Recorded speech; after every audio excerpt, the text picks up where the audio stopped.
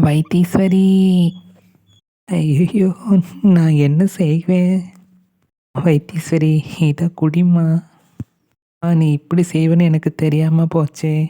நான் அவங்ககிட்ட என்னம்மா போய் சொல்லுவேன்? அதான் என் மாமா கிட்ட பேசணும்.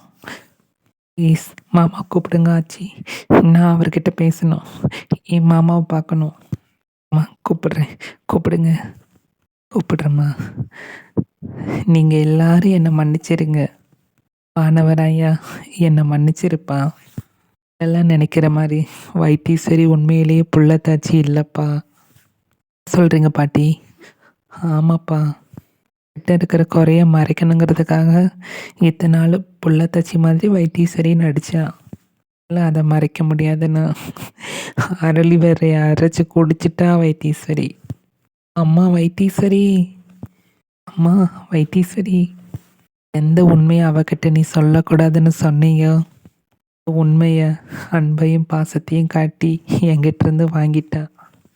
வைத்தீஸ்வரி, இத்தனை நாள் வயிற்றுல சுமந்தது புள்ள இல்லையா, அது வெறும் துணி மூட்டைப்பா. மாமா என்னை மன்னிச்சிருங்க மாமா. என்ன காரியம் செஞ்சிட்ட வைத்தீஸ்வரி? மாமா, என்கிட்ட இருக்கிற குறை எனக்கு தெரிஞ்சா இங்கே நான் வேதனைப்படுவோன்னு நினச்சி உங்கள் மனசுக்குள்ளேயே வச்சு மறைச்சிட்டிங்களே மாமா.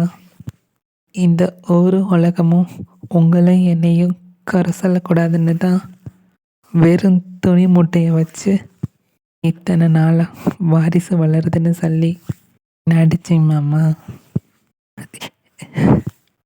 நீங்கள் வைத்தீஸ்வரிங்கிற பேரை தவிர விளையாட்டுக்கு கூட ஒரு பேரை நான் உச்சரிக்க மாட்டேன்னு சொன்னீங்களே. அப்படி இருக்கும்போது நான் உயிரோடு இருந்தால் இந்த குடும்பத்துக்கு எப்படி மாமா வாரிசு கிடைக்கும்? அதனால தான் நான் இந்த முடிவுக்கு வந்தேன் மாமா. என்ன மாமா, நான் அழுதுருவேன்னு பார்க்குறீங்களா? என் கண்ணில் இருந்து ஒரு சட்டு கண்ணீர் கூட வரக்கூடாதுன்னு அடிக்கடி நீங்கள் சொல்வீங்களே மாமா. அதை நான் கடைசி வரைக்கும் வச்சு காப்பாற்றுவேன் மாமா. கடைசியாக நான் உங்ககிட்ட ஒரு வாக்கு கேட்பேன் மாமா. எனக்காக அது செய்வீங்களே மாமா? வைத்தீஸ்வரி சொல்லு. நம்ம குடும்ப மனத்துக்காக என்னோட மனத்தை பற்றி கூட கவலைப்படாமல் போராடனாலே பொன்னிதான் மாமா. நம்ம குடும்பத்துக்கு ஒரு வாரிசை கொடுக்கணும். சரி, எனக்கு தெரியும் மாமா. என்னோட ஆசையை நீங்கள் நிச்சயம் நிறைவேற்றுவீங்க.